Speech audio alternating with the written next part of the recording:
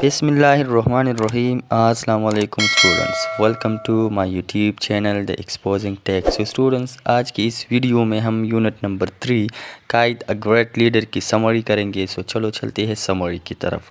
In this lesson it is said that on 7th August 1947 Quaid-e-Azam Muhammad Ali Jinnah reached Karachi. As he stepped out of the aeroplane, a vast and excited crowd was waiting at the airport to say a warm welcome to him.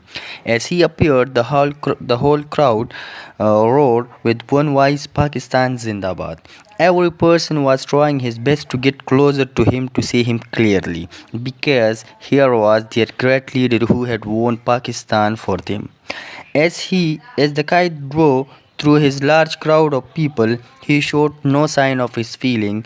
He was indeed very happy, but he did not let anybody see his pride and pleasure on his face. On this happy occasion, he remained calm and serious because he was worried about the million of homeless people. By the force of his determination, he was successful in getting a free homeland. He told his people that they are free to go to their respective places of worship and profess their religion. He assured them that all of us are equal citizens of this one state. So ये था unit number 3 की summary. So thank you so much. Thank you for watching.